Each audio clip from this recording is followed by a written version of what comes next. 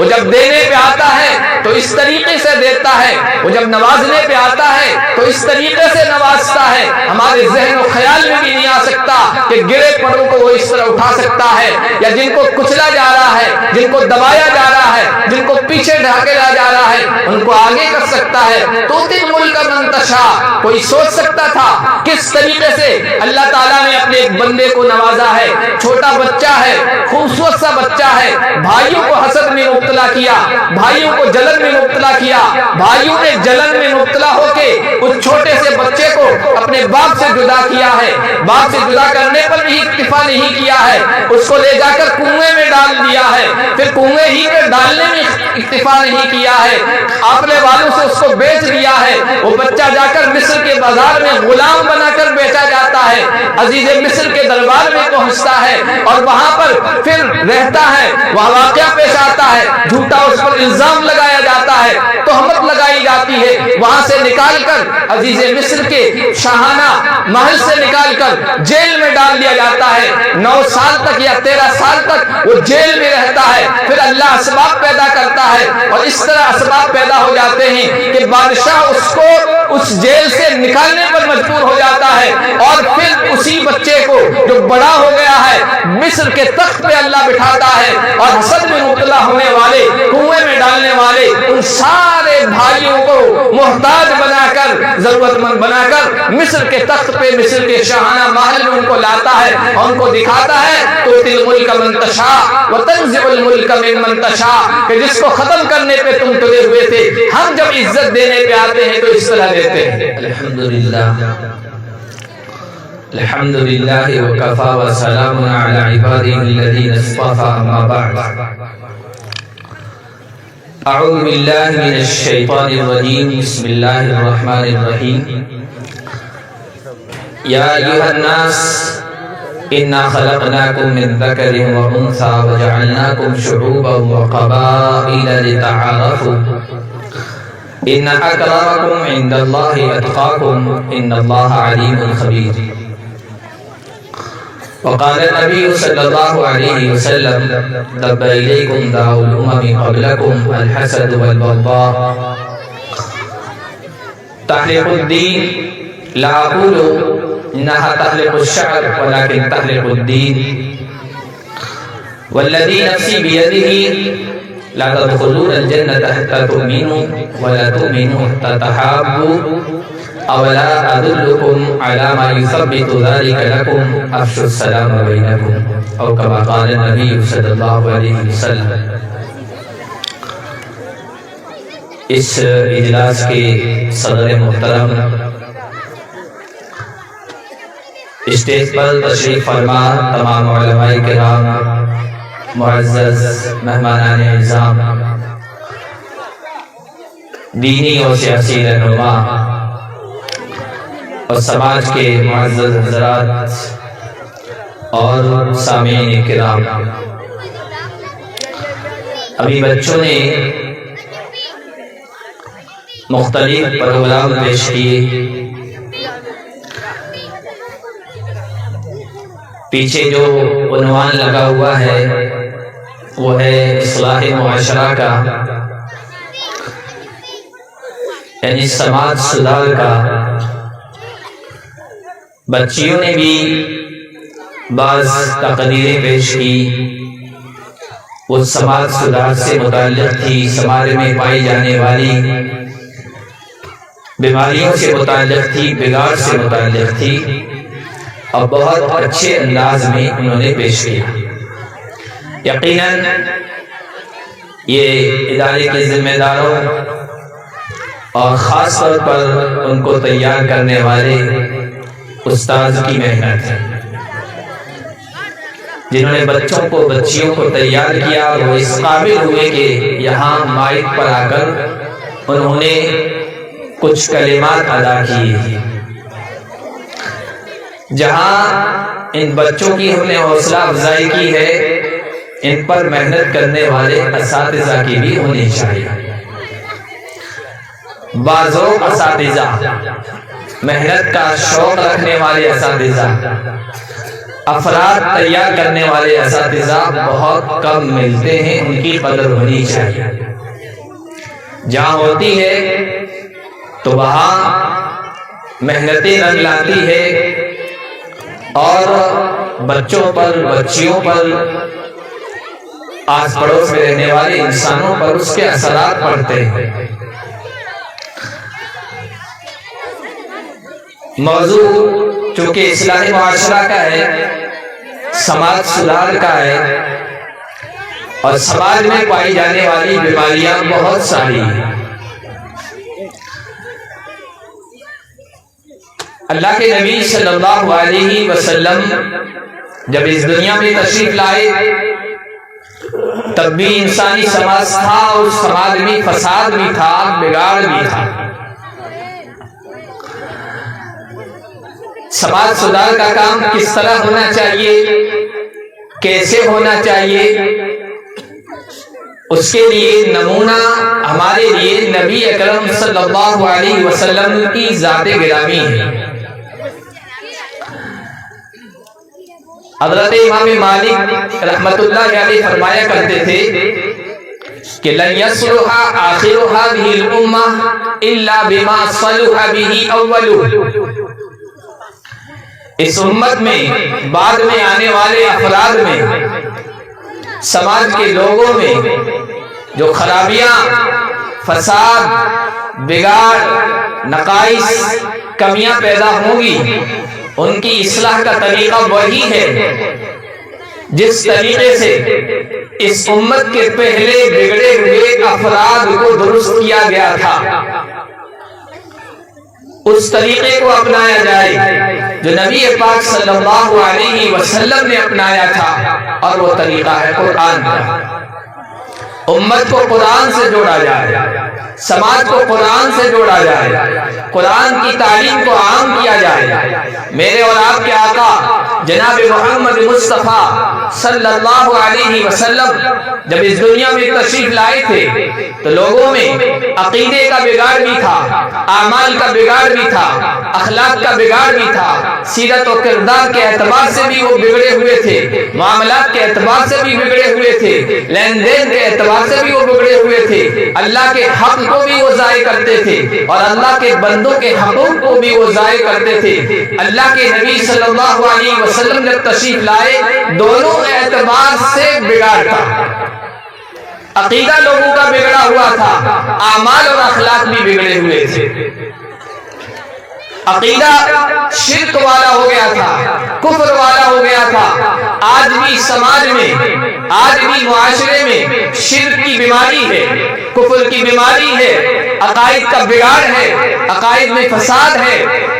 اللہ کے نبی صلی اللہ علیہ وسلم نے عقیدے کی اصلاح جس طریقے سے کی، اسی طریقے سے ہمیں بھی معاشرے اور سماج میں یہ جو بیماری پیدا ہو گئی ہے اس کی اصلاح کرنی ہوگی، اس کی سدھار کرنا ہوگی۔ اللہ کے نبی صلی اللہ علیہ وسلم جب اس دنیا میں تشریف لائے شرک ہر جگہ پھیلا ہوا تھا۔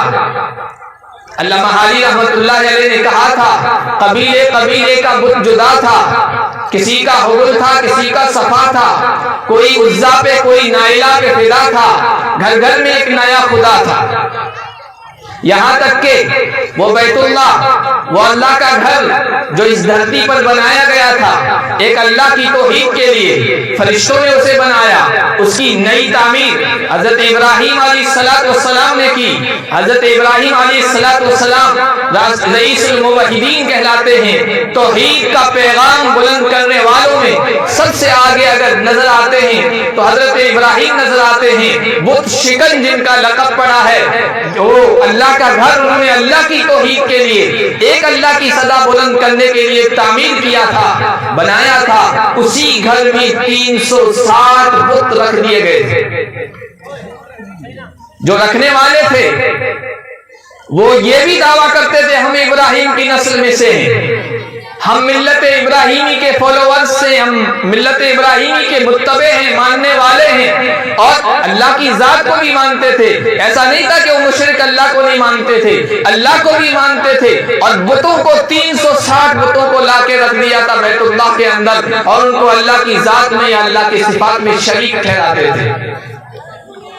اللہ کے نبی صلی اللہ علیہ وسلم نے سب سے پہلے آ کر جس چیز کی طرف توجہ دلائی وہ عقیدے کی اصلاح کی طرف، عقیدے کی سدھار کی طرف، اس لیے کہ انسان کا عقیدہ جب خراب ہوگا، انسان کی سوچ جب خراب ہوگی، انسان کی فکر جب خراب ہوگی، انسان کا تصور اور انسان کا خیال جب خراب ہوگا تو سب سے پہلی بنیاد خرابی کی یہی ہے۔ اسی لیے اللہ تعالیٰ نے نبی پاک صلی اللہ علیہ وسلم کی زبانی قرآن میں یہ اعلان کرایا، ان اللہ لا یغفر ان یشرک به ویغفر ما دون ذلک لمن یشاء۔ اے نبی اعلان کر دیجئے، میرے بندوں کو بتا دیجئے کہ اللہ باقی جتنے بھی گناہ کر کے آؤ اللہ کی رحمت جوش میں آئی اللہ معاف کر دے گا، زناکاری کر کے آئے، بدکاری کر کے آئے اور دوسرے گناہ کر کے آئے، اللہ کی رحمت جوش میں آئی اللہ معاف کر دے گا، لیکن اللہ نے صاف طور پر اعلان فرما دیا کہ لا یغفر ان یشرک به، اللہ کی ذات اور صفات میں شرک کر کے آؤ گے تو پھر کبھی معافی نہیں ہوگی۔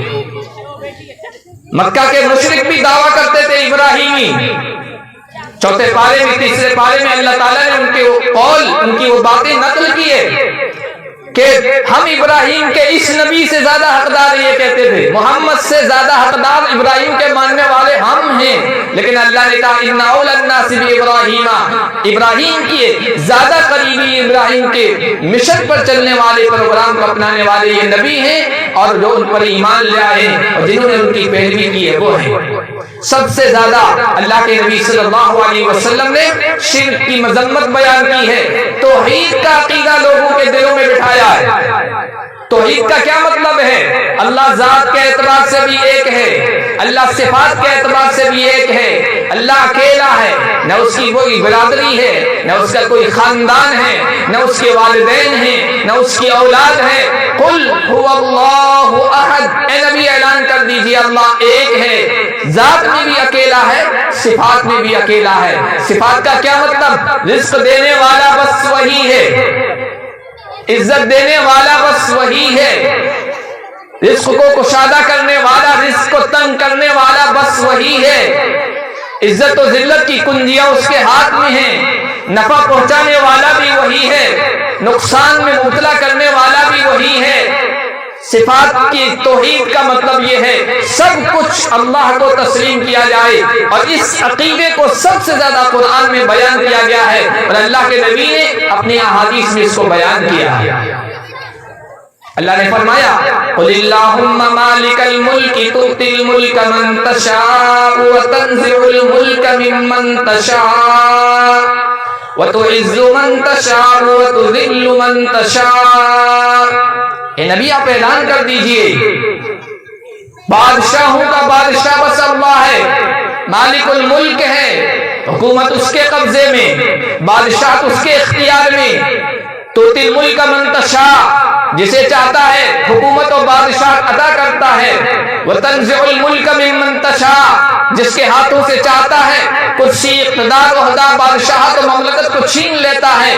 وہ جب دینے پہ آتا ہے تو اس طریقے سے دیتا ہے، وہ جب نوازنے پہ آتا ہے تو اس طریقے سے نوازتا ہے، ہمارے ذہن و خیال میں بھی نہیں آ سکتا کہ گرے پڑوں کو وہ اس طرح اٹھا سکتا ہے، یا جن کو کچلا جا رہا ہے، جن کو دبایا جا رہا ہے، جن کو پیچھے ڈھکیلا جا رہا ہے، ان کو آگے کر سکتا ہے۔ تؤتی الملک من تشاء، کوئی سوچ سکتا تھا کس طریقے سے اللہ تعالیٰ نے اپنے ایک بندے کو نوازا ہے، چھوٹا بچہ ہے، خوبصورت سا بچہ ہے، بھائیوں کو حسد میں مبتلا کیا، بھائیوں کو جلن میں مبتلا کیا، بھائیوں نے جلن میں مبتلا ہو کے اس چھوٹے سے بچے کو اپنے باپ سے جدا کیا ہے، باپ سے جدا کرنے پر بھی اکتفا نہیں کیا ہے، اس کو لے جا کر کنویں میں ڈال دیا ہے، پھر کنویں ہی میں ڈالنے میں اکتفا نہیں کیا ہے، اپنے والوں سے اس کو بیچ دیا ہے۔ وہ بچہ جا کر مصر کے بازار میں غلام بنا کر بیچا جاتا ہے، عزیز مصر کے دربار میں پہنچتا ہے اور وہاں پر پھر رہتا ہے۔ وہاں واقعہ پیش آتا ہے، جھوٹا اس پر الزام لگایا جاتا ہے،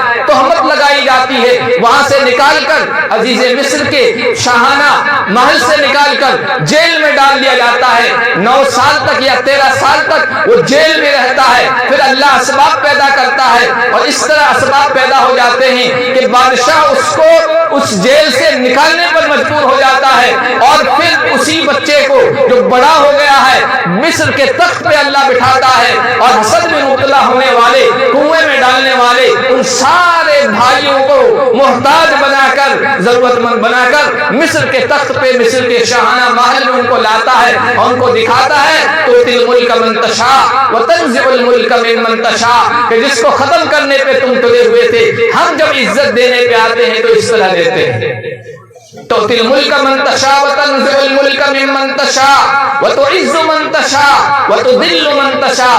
عزت جب دینے پہ آتا ہے ساری دنیا مل کر اس کو ذلت کے غار میں نہیں ڈھکیل سکتی ہے، اور جس کے ذلت کے اندھیروں میں ڈالنا چاہتا ہے ساری دنیا مل کر بھی اس کو عزت کی بلند پہاڑ پر، بلند چوٹی پر نہیں بٹھا سکتی ہے۔ اللہ کے نبی صلی اللہ علیہ وسلم نے اپنے صحابہ کے ذہن و دماغ میں یہ عقیدہ بٹھایا تھا۔ حضرت عبداللہ بن عباس چھوٹے سے بچے ہیں، نابالغ تھے حضور کے زمانے میں، حضور کے پاس آئے، سواری پر ساتھ میں بیٹھے تھے۔ حضور نے کہا یا غلام انی اعلمک کلمات، اے بچے میں تجھے کلمات سکھا رہا ہوں، چند باتیں سکھا رہا ہوں، اس کو گرہ میں باندھ لے۔ احفظ اللہ یحفظک، احفظ اللہ تجدہ تجاہک، واعلم ان الامۃ لو اجتمعت علی ان ينفعوک بشیء لن ينفعوک بشیء الا قد کتبہ اللہ لک۔ اللہ کی حفاظت کر، اللہ تیری حفاظت کرے گا، اللہ کے حکم پر چل، اللہ کو ہمیشہ مددگار پائے گا۔ اور یہ عقیدے میں بٹھا لے، سارے انسان مل کر اگر تمہیں نفع پہنچانا چاہیں وہ نفع نہیں پہنچا سکتے مگر اتنا ہی جتنا اللہ نے لکھ دیا ہے، اور سارے انسان تیرے مخالف ہو جائیں۔ وَلَوْ اجْتَمَعَتِ الْأُمَّةُ عَلَىٰ أَن يَضُرُّوكَ بِشَيْءٍ، تمہیں نقصان پہنچانے پہ تل آئیں اور آمادہ ہو جائیں، ذرہ برابر بھی نقصان نہیں پہنچا سکتے۔ یہ عقیدہ توحید کا، یہ عقیدہ اللہ کے نبی صلی اللہ علیہ وسلم نے لوگوں کے ذہنوں میں، دماغوں میں بٹھایا اور اس کو مضبوط کیا، جس کی وجہ سے وہ لوگ جو معمولی چیزوں سے ڈرتے تھے، جانوروں سے ڈرتے تھے، مختلف طرح کی رات میں آوازیں آ گئی ان سے ڈرتے تھے، کسی خطرناک وادی سے گزرتے ہوئے وہاں کے جنات و شیاطین کی پناہ لیتے تھے، ان سے ڈرتے تھے۔ ایک ایک چیز سے ڈرنے والے بندے جب ان کے ذہن و دماغ میں توحید کا عقیدہ بٹھایا تو صرف اللہ سے ڈرنے والے بنے، صرف ایک اللہ سے ڈرنے والے بنے۔ اور یاد رکھیے عقیدہ توحید انسان کو مضبوط بناتا ہے، عقیدہ توحید انسان کو مضبوط بناتا ہے، اور شرک انسان کو کمزور بناتا ہے، شرک انسان کو وہم پرست بناتا ہے۔ شرک کرنے والا یہ سمجھتا ہے میں گھر سے باہر نکلا، کوئی جانور بول گیا میرا کام نہیں ہوگا، میں گھر سے باہر کسی مقصد کے لیے نکلا، بچے نے بول دیا ابا کہاں جا رہے ہو، تو سمجھتا ہے کہ اب مقصد میں کامیابی نہیں ملے گی۔ طرح طرح کے وہموں میں مبتلا، شرک میں مبتلا ہونے والے ہوتے ہیں، کمزور ہوتے ہیں۔ اللہ کو ایک سمجھنے والے کبھی کمزور نہیں پڑتے ہیں، کسی چیز سے نہیں ڈرتے ہیں۔ اللہ کے نبی صلی اللہ علیہ وسلم کی ایک صحابیہ تھی حضرت زنیرہ، اسلام لے آئی، ایمان قبول کیا، مخالفین نے بہت ستایا، اتنا مارا کہ ان کی آنکھوں کی بینائی چلی گئی، آنکھوں کی بینائی چلی گئی تو لوگوں نے تانے دیے، تم نے ہمارے بتوں کی ممانعت کی، تم نے ہمارے بتوں کی مخالفت کی اور ان کی مذمت و برائی بیان کی، تو ان کی مار پڑی کہ تمہاری آنکھوں کی بینائی چلی گئی۔ ایسے موقع پہ عورت تو کیا مرد بھی ہوتا ہے نا تو وہم میں مبتلا ہو جاتا، ہو سکتا ہے میں نے بتوں کی مخالفت کی اس وجہ سے میری آنکھوں کی بینائی چلی گئی۔ اور پڑھا لکھا جاہل تو کیا پڑھا لکھا بھی ہوتا نا وہ بھی وہم میں مبتلا ہوتا، لیکن اللہ کے نبی نے اپنے صحابہ کے دلوں میں عقیدہ توحید بٹھایا تھا۔ بندی کہنے لگی आंखों की बीनाई देने वाला भी अल्लाह है, लेने वाला भी अल्लाह है। तुम्हारे इन बुतों के हाथों में कुछ भी नहीं है। अल्लाह ने उस बंदी को उनकी बसारत से महरूम कर दिया था, लेकिन बसीरत थी, दिल की रोशनी थी। ये जुमले जब अल्लाह के नबी सल्लल्लाहु अलैहि वसल्लम की खिदमत में किसी ने पहुंचाए, या रसूल अल्लाह जिन्नीदा ने इस तरह के जुमले कहे, अल्लाह के नबी ने हाथ उठाए, ए अल्लाह अपनी बंदी जिन्नीदा की आंखों की बसारत रोशनाई वापस लौटा दे। अल्लाह के नबी की दुआ थी, कैसे रद्द होती? अल्लाह के नबी की दुआ कबूल हुई और उनकी आंखों की बीनाई वापस चली आई। ऐसे मौकों पर हम तो तरह तरह के शिर्क में मुब्तला हो जाते हैं, वहम में मुब्तला हो जाते हैं, लेकिन ये था अकीदा तौहीद। इंसान जब दिल में ये बिठा लेता है सब कुछ करने वाला अल्लाह है, फिर दुनिया की किसी ताकत से नहीं डरता है। क्योंकि वक्त बहुत मुख्तसर है, सर्दी का जमाना है, आप बाहर बैठे हैं, इसलिए मैं अपनी बात को मुख्तसर करता हूँ। सबसे बुनियादी बात, अगर समाज को सुधारना है, सबसे पहले अकीदा सुधारना होगा और अल्लाह की जात को भी एक मानना होगा, सिफात में भी अल्लाह को अकेला मानना होगा। अल्लाह के नबी सल्लल्लाहु अलैहि वसल्लम जब तशरीफ लाए थे तो आप देखिए अरब के लोग सूरज की भी पूजा करते थे। सुबह उठते थे, सूरज को नमस्कार करते थे, दोपहर को सूरज की पूजा करते थे, सूरज डूबता था सब जब सूरज की पूजा करते थे। इसलिए आप हदीस उठाइए, अल्लाह के नबी सल्लल्लाहु अलैहि वसल्लम ने कहा 3 मौकों पर नमाज मत पढ़ो। सूरज जब निकले उस वक्त, सूरज बिल्कुल सर पे हो उस वक्त, सूरज जब डूब रहा हो उस वक्त। क्यों?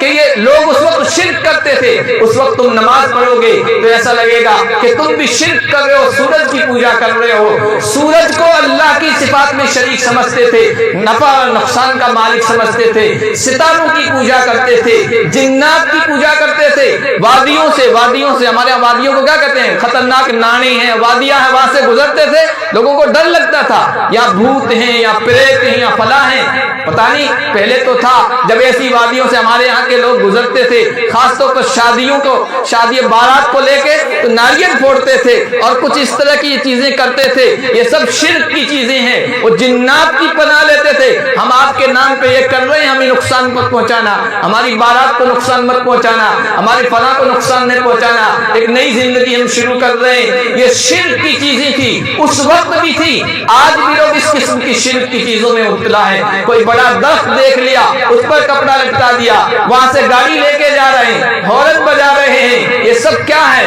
ये सब वो तवहमात हैं, खुराफात हैं, जिनकी जड़ों को मोहम्मद अरबी सल्लल्लाहु अलैहि वसल्लम ने काटा था। आज हमारे माशरे और समाज में वो सब चीजें दोबारा पैदा हो रही हैं। अल्लाह की जैसी ताज़ीम होनी चाहिए, अल्लाह की जैसी अजमत होनी चाहिए, अल्लाह की जैसी बड़ाई होनी चाहिए। ऐसी अजमत अल्लाह के बंदों की हमने दिलों में बिठा ली। अल्लाह के नाम पे मांग के देख लो, चंद पैसे आगे करेंगे और कुछ अल्लाह के बंदों के नाम बीच में ले आओ तो लाखों करोड़ों रुपए लोग देने के लिए तैयार हैं। पुख्ता कब्रें बनाने के लिए करोड़ों रुपए देने के लिए तैयार हैं। मदरसे के लिए मांगो, मस्जिद के लिए मांगो, उसकी इतनी अजमत नहीं है जितनी कब्र पुख्ता बनाने में लोगों की अजमत है। या अल्लाह के अलावा दूसरी शख्सियत और दूसरी जातों की अजमत दिल में बैठी है, इसी को शिर्क कहते हैं। अल्लाह के नबी सल्लल्लाहु अलैहि वसल्लम ने सबसे बुनियादी काम समाज सुधार का किया, वो अकीदे को दुरुस्त किया है। इसलिए हमें अकीदा दुरुस्त करना है। अकीदा कैसे दुरुस्त होगा? अकीदा अफसानों से दुरुस्त नहीं होगा। अकीदा बुजुर्गों की बातों को बयान करने से और उनके किस्सों को बयान करने से और उनकी अजमतों को बयान करने से नहीं होगा। अकीदा दुरुस्त होगा कुरान को पढ़ने से, कुरान को पढ़ाने से, कुरान को बयान करने से।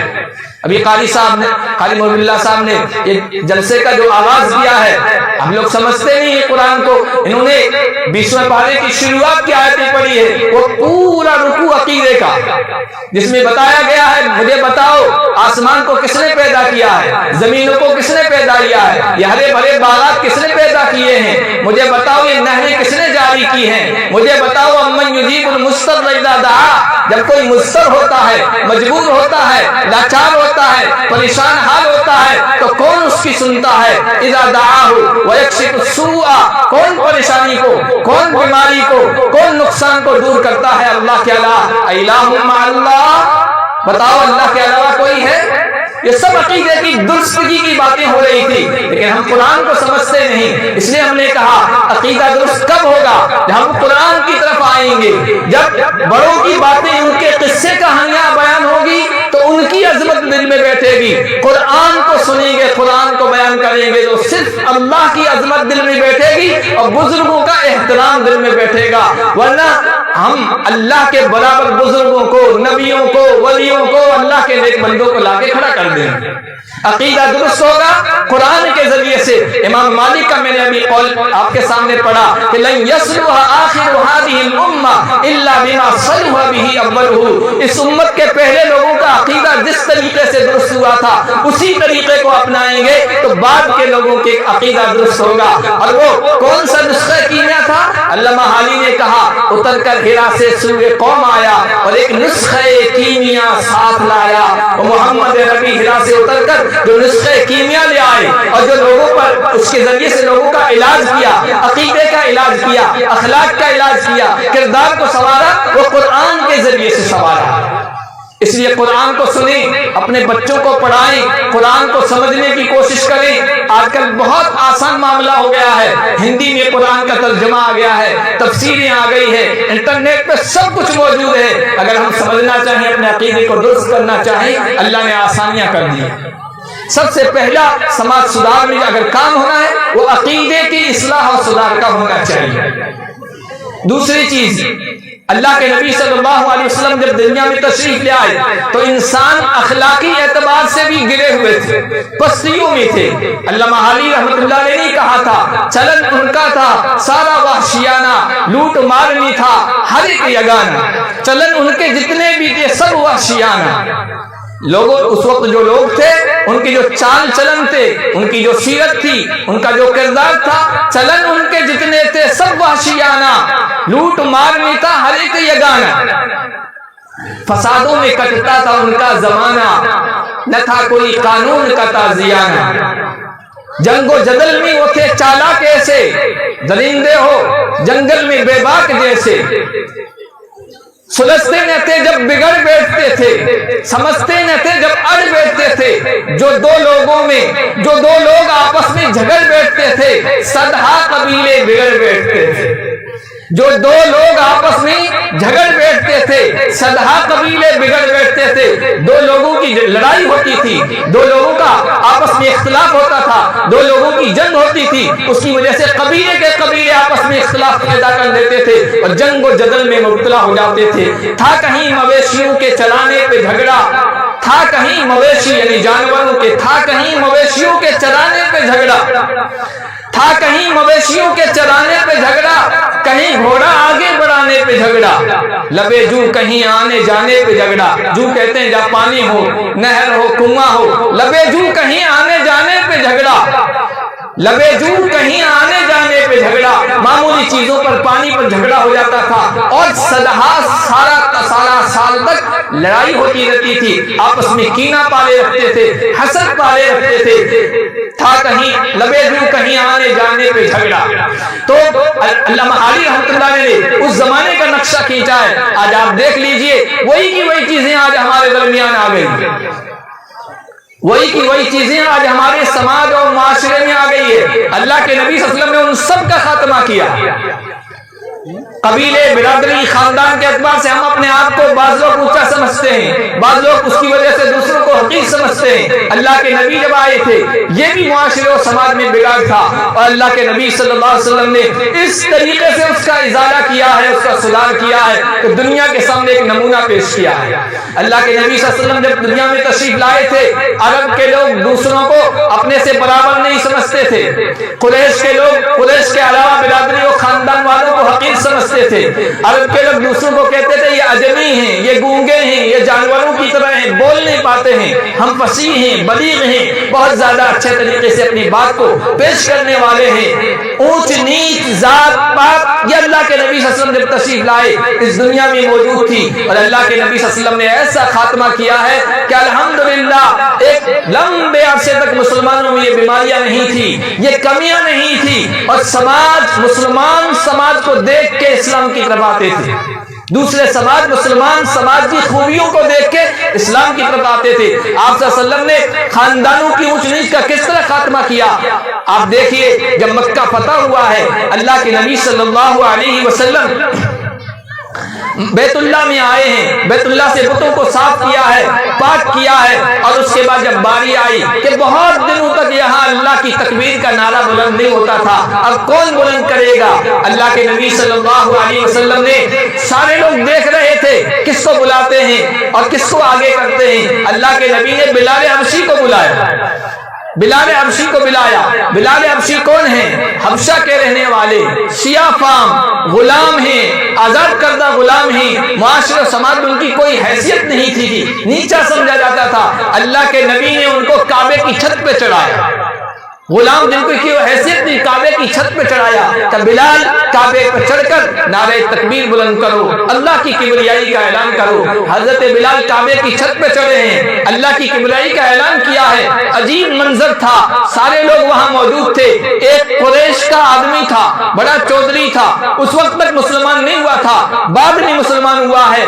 उसकी जबान से बेख्तियार जुमला निकला, तारीख ने उसको नोट किया, हिस्ट्री में वो लिखा गया, बाद में वो मुसलमान हुए हैं। उन्होंने उस वक्त कहा था, अपनी आंखों पे इस तरह हाथ रख के, हाय मेरे अब्बा, आप अच्छा हुआ इस दुनिया से चले गए, खुशकिस्मत थे आप इस दुनिया से चले गए, आपने ये मंजर नहीं देखा, काला कलोटा गुलाम काबे की छत पे चढ़ा हुआ है, अच्छा हुआ आपने ये मंजर नहीं देखा, आप इस दुनिया से पहले चले गए हैं। क्या मंजर है? कोई कुरैशी नहीं, बड़े खानदान का एक हबशी को एक काले कलोटे बिलाल को चढ़ा दिया गया। लेकिन आप देखिए समाज और मुआशरे में किस तरह किसी को ऊंचा और नीचा देखने का रिवाज था।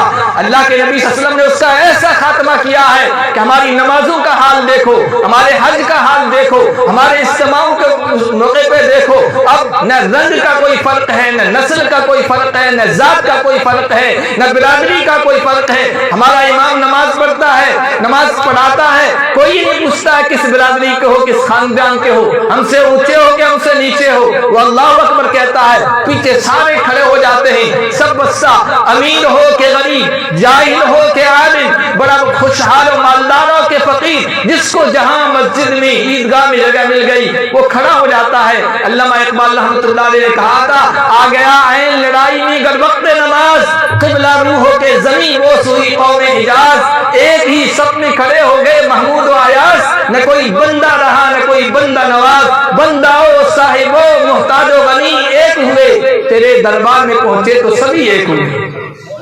हमारे यहाँ किसी को मना नहीं है कि तू छोटे खानदान का है, हमारी मस्जिद में नहीं आ सकता है, या हमारी मस्जिद में इमाम नहीं बन सकता है। यहाँ तो इल्म उठाता है, यहाँ तो कुरान उठाता है, यहाँ तो अखलाक उठाते हैं, यहाँ तो किरदार देखा जाता है। जो इल्म में माहिर होगा उसको आगे कर दिया जाएगा, चाहे वो अमीर हो, चाहे वो गरीब हो, चाहे वो माशरे के एतबार से पस्त समझे जाने वाले खानदान से हो, लेकिन इल्म ने उसको उठा दिया। अल्लाह के नबी ने इंसानी समाज में पाई जाने वाली इन बुराइयों का खात्मा किया, और अल्लाह के नबी सल्लल्लाहु अलैहि वसल्लम ने दूसरी बहुत सारी बीमारियां समाज और माशरे में पाई जाती थी, उन सब का खात्मा किया।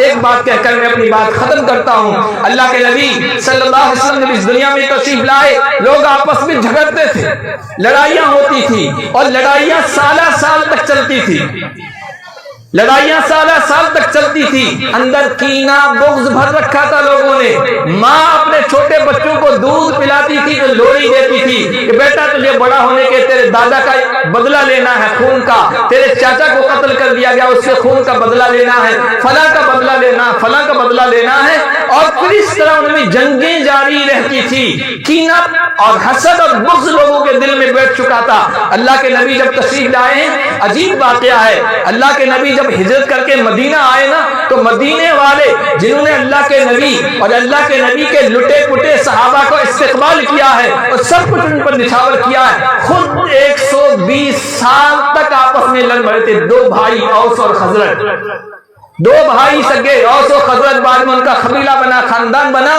आपस में लड़ पड़े थे। और लड़ाई किस पर हुई थी? अजीब और गरीब बात है, लड़ाई मामूली बात से शुरू होती है, बात का बतंगड़ बनता है और उसके बाद खानदानी तौर पर आपस के इख्तिलाफात चलते रहते हैं।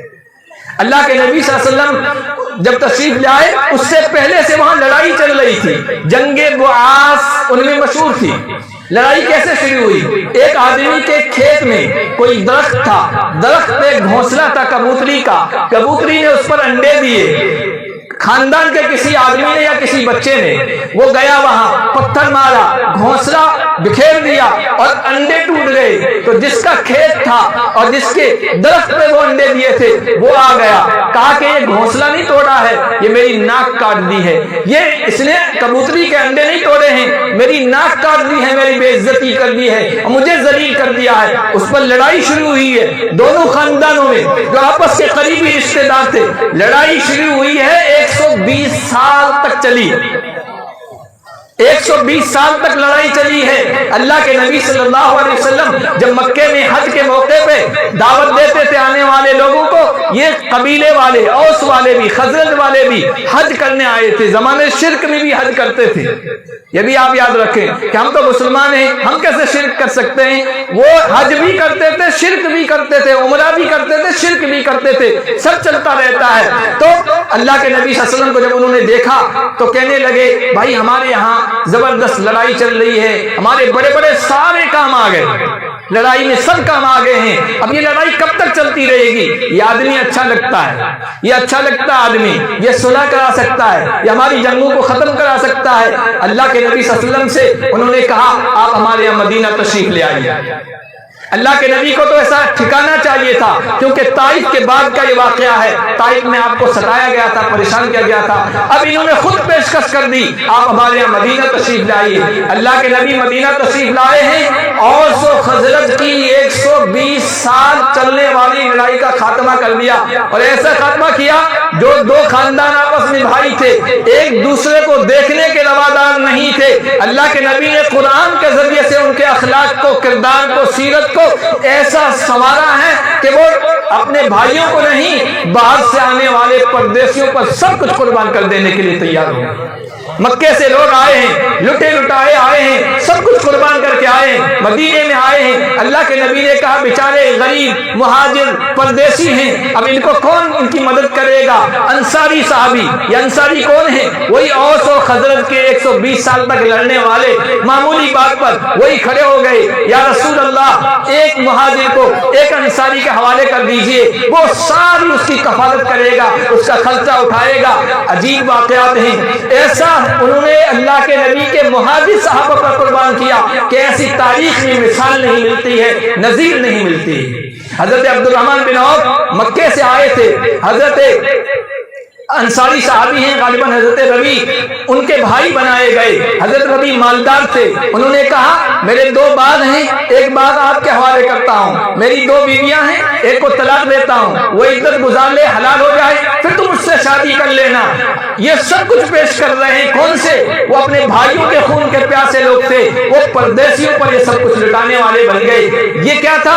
اللہ کے نبی نے اخلاق ان کے درست کیے, ان کے دلوں سے حسد, بغض, کینہ سب ختم کر دیا تھا. اب باہر سے آنے والوں کو بھی وہ بھائی بنانے لگے. حضرت عبد الرحمن نے کہا میں تاجر آدمی ہوں, بیوپاری آدمی ہوں, اور میں آپ کا باغ چاہیے, اور بھائی وہ نہیں ہوتا ہے جو اپنے بھائیوں کو طلاق دلا دے, مجھے تو بازار کا پتہ بتا دو.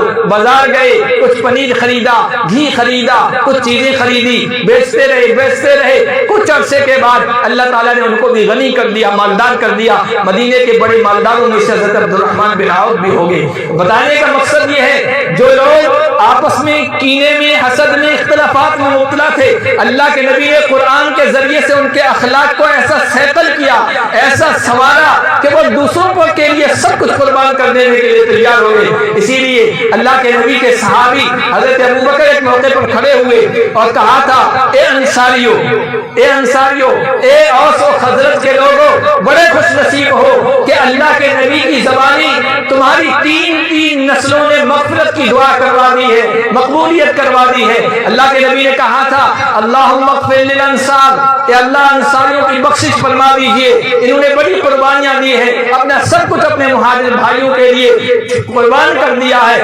انصار کی مغفرت فرما دیجئے. تو انصار کے بیٹے موجود تھے, ان کے بیٹے موجود تھے, وہ کھڑے ہو گئے, ہمارے باپوں کے لیے رسول اللہ نے دعا کی ہے, ہمارے لیے بھی کر دیجئے. اللہ کے نبی نے پھر ہاتھ اٹھائے, اللہم اغفر ابناء انصار کے بیٹوں کی بھی مغفرت فرما دیجئے۔ تو چھوٹے چھوٹے بچے انصار کے وہاں موجود تھے، وہ کھڑے ہو گئے، یا رسول اللہ آپ کی مبارک زبان سے ہمارے داداؤں کی بھی مغفرت کی دعا ہو گئی، باپوں کی بھی مغفرت کی دعا ہو گئی، ہم کیوں پیچھے رہیں، ہمارے لیے بھی دعا کر دیجئے۔ اللہ کے نبی نے پھر ہاتھ اٹھائے اور کہا اللہم اغفر ابناء الانصار، انصار کے پوتوں کی بھی مغفرت فرما دیجئے۔ ابو بکر صدیق کھڑے ہو گئے، انصاریوں بڑے خوش نصیب ہو، تمہاری 3 نسلیں اللہ کے نبی کی زبانی مغفرت کی بشارت لے کے جا رہے ہیں۔ یہ کیسے ملی؟ یہ اس لیے ملی کہ دوسرے بھائیوں کے لیے انہوں نے سینہ کھول دیا تھا، اخلاق قربان کر دیے، مال قربان کر دیا، سب کچھ قربان کیے اپنے بھائیوں کے لیے۔ میرے محترم بزرگوں دوستو، انصار میں جو بیماریاں تھیں، مکہ کے لوگوں میں جو بیماریاں تھیں، چاہے عقیدے کی ہو چاہے اخلاق کی ہو، آج ہمارے معاشرے میں بھی آہستہ آہستہ وہ ساری بیماریاں آ رہی۔ دب الیکم داء الامم قبلکم، حضور نے فرمایا تھا میری امت کے لوگوں، پچھلی قوموں میں جو بیماریاں پیدا ہوئی جس کی وجہ سے وہ اللہ کے غضب، اللہ کی ناراضگی کا شکار ہوئی، وہ تم میں بھی بیماریاں آہستہ آہستہ پیدا ہو رہی ہیں۔ صحابہ نے کہا رسول اللہ وہ کیا بیماری ہے؟ فرمایا الحسد والبغضاء، حسد، بغض، جلن، کسی کو آگے بڑھتا ہوا ہم نہیں دیکھتے ہیں، سگے بھائی کو بھی ترقی کرتا ہوا ہم نہیں دیکھ پاتے ہیں۔ یہ وہ بیماریاں ہیں جو پچھلی قوموں کے اللہ کے غضب کا، پچھلی قوموں کو اللہ کے غضب کا شکار بنایا ہے۔ حضور نے فرمایا انہا تہلک الدین ولا اقول تہلک الشعر، لا اقول انہا تہلک الشعر، میں یہ نہیں کہتا ہوں کہ یہ بالوں کو موڑ دیتی ہے، حضور نے فرمایا دین کو موڑ دیتی ہے۔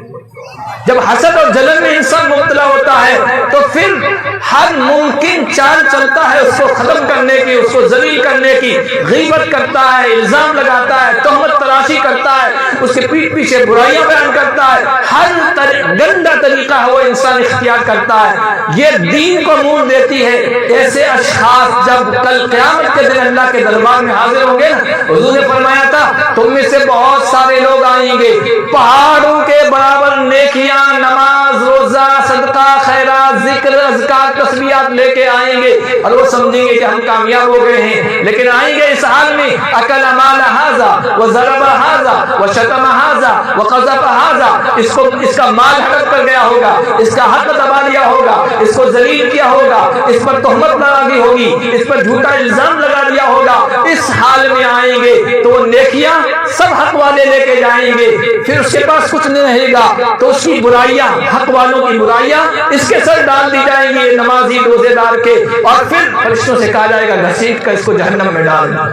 حضور نے فرمایا یہ بیماریاں تمہارے اندر آئیں گی، یہ دین کو موڑ دے گی، دین کو ختم کر دے گی، نیکیوں کو برباد کر دے گی۔ پھر حضور نے فرمایا اس ذات کی قسم جس کے قبضے میں محمد کی جان ہے، تم جنت میں اس وقت تک نہیں جا سکتے جب تک مومن نہ ہو جاؤ، اور تم اس وقت تک کامل ایمان والے نہیں بن سکتے جب تک کہ آپس میں محبت نہ کرو۔ پھر حضور نے فرمایا کیا ایسا نسخہ نہ بتاؤں جس کی وجہ سے تم میں محبت پیدا ہوگی؟ حضور نے فرمایا افشوا السلام بینکم، آپس میں سلام کو عام کرو۔ سلام کا مطلب کیا ہے یہ سمجھ کے سلام کو عام کرو۔ السلام علیکم ہم کرتے ہیں، آج بھی مجلس میں آتے ملتے ہیں کرتے ہیں، لیکن اس کا میسج کیا ہے، اس کا پیغام کیا ہے؟ اس کا میسج یہ ہے کہ ہم ایک بندے کو السلام علیکم کہتے ہیں تو یہ میسج دیتے ہیں آپ میری طرف سے بالکل مطمئن رہیے، آپ میری طرف سے بالکل سلامت رہیں گے، کسی طرح کا کوئی نقصان میری ذات سے آپ کو نہیں پہنچے گا۔ یہ السلام علیکم حضور نے فرمایا تھا مسلمان وہ ہے جس کی زبان اور ہاتھ سے دوسرے مسلمان محفوظ رہیں، اور مومن وہ ہے جس سے لوگ اپنے مال، اپنی عزت و آبرو کے سلسلے میں اعتماد سے رہیں، نہ ہماری عزت و آبرو پر یہ حملہ کرے گا، نہ ہمارے مال پر یہ حملہ کرے گا۔ اللہ کے نبی صلی اللہ علیہ وسلم سماج سدھار کا نسخہ ہمیں بتاتے گئے ہیں۔ ہم عقیدے کی بھی درستگی کی فکر کریں، اخلاق کی بھی درستگی کی فکر کریں، اور وہ نسخہ کیمیا وہی ہے جو قرآن کی شکل میں ہے۔ ابھی بچی اسی پر ایک تقریر کر رہی تھی کہ قرآن کیا ہے، اللہ کے نبی کا لایا نسخہ کیمیا ہے۔ جب جس نے بھی اس کو اپنایا ہے اس معاشرے میں سماج میں سدھار آیا ہے، اصلاح آئی ہے۔ یاد رکھیے جب تک ہمارا معاشرہ سدھرا ہوا تھا، یہ معاشرہ جہاں کہیں بھی جاتا تھا، اس معاشرے کے افراد جہاں کہیں بھی جاتے تھے، لوگ صرف ان کو دیکھ کر، ان کے اخلاق دیکھ کر، کردار دیکھ کر مسلمان ہوتے تھے۔ اسلام کوئی تلوار کے زور سے نہیں پھیلا ہے، تلوار کے زور سے پھیلتا ہم نے یہاں 800 سال تک زبردست حکومت کی ہے۔ تلوار کے زور سے ہم اقلیت میں نہیں ہوتے، الگ سنکھیک نہیں ہوتے، ہم کام تعداد میں نہیں رہتے۔ آپ دیکھیے انڈونیشیا دیکھیے، دنیا کے دوسرے ممالک دیکھیے، جہاں جہاں مسلمان گئے ہیں 800 سال تک حکومت کی ہے۔ ہمارے اخلاق، ہمارا عقیدہ، ہمارا کردار، ہماری سیرت دیکھ کر مسلمان ہوئے ہیں اور اسلام کا پیغام وہاں ہوا ہے۔ اس لیے ضرورت اس بات کی ہے ہم اپنے سماج کو سدھارنے کی فکر کریں، پہلے اپنی ذات سے آغاز کریں، میرا عقیدہ درست ہوگا، میرا اعمال درست ہوں گے، اور پھر دوسروں کی بھی فکر کریں۔ ہم امت اس لیے پیدا کیے گئے ہیں، اس دنیا میں برپا کیے گئے ہیں، صرف اپنی فکر نہیں کریں گے۔ تأمرون الناس بالمعروف، لوگوں کو بھلائیوں کا حکم دیں گے، تأمرون بالمعروف وتنہون عن المنکر، برائیوں سے روکیں گے، برائیوں سے روکنا بند ہو جائے گا، برائیاں اور زیادہ بڑھتی چلی جائیں گی۔ اللہ پاک ہم سب کو اپنے عقیدے کی اصلاح کی اور اپنے اعمال کی اصلاح کی توفیق عطا فرمائے اور قرآن سے جڑنے کی توفیق عطا فرمائے۔ اس ادارے کے بچوں نے بہترین پروگرام پیش کیا، یہ اس ادارے کے ذمہ داران، اس ادارے کے اساتذہ، معلمین اور گاؤں والوں کی فکر کی بات ہے، فکر مندی کی بات ہے، اتنا اچھا پروگرام پیش کیا ہے۔ سردی نہ ہوتی تو اطمینان سے ہم آپ کے سامنے میسج پیغام رکھتے۔ آپ کا بھی خیال رکھا ہے، اپنی ذات کا بھی خیال رکھا ہے۔ اللہ پاک ہم سب کو جو کچھ کہا گیا ہے اس پر عمل کرنے کی توفیق عطا فرمائے۔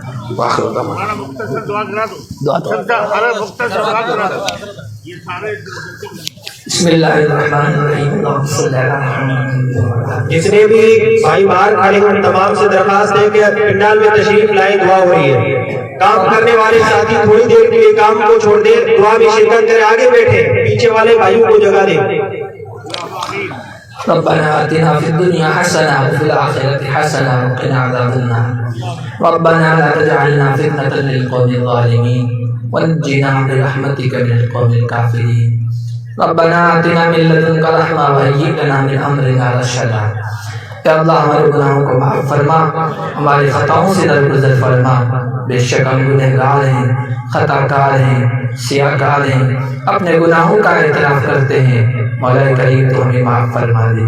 دنیا بھر میں جہاں کہیں بھی مسلمان پریشان حال ہیں، ان کی پریشانی کو دور فرما، جو بیمار ہیں انہیں شفا کاملہ عطا فرما۔ مولا کریم جو مقروض ہیں ان کے قرضوں کی ادائیگی کی شکلیں پیدا فرما۔ جو نوجوان بچے بچیاں بغیر رشتوں کے بیٹھے ہیں ان کے لیے مناسب رشتے مہیا فرما۔ مولا کریم جن کے اولاد نہیں ہے انہیں اولاد عطا فرما۔ جو نرینہ اولاد سے محروم ہیں انہیں نرینہ اولاد سے نواز دے۔ جن لوگوں نے دعا کے لیے کہا ہے، لکھا ہے، ہم سے توقع اور امید لگائے بیٹھے، سب کی جائز تمناؤں کو پورا فرما۔ مولا کریم ہمیں اپنے عقیدہ درست کرنے کی توفیق عطا فرما، اپنے اخلاق کو بھی سنوارنے کی توفیق عطا فرما۔ جو کچھ کہا گیا ہے اس پر عمل پیرا ہونے کی توفیق عطا فرما۔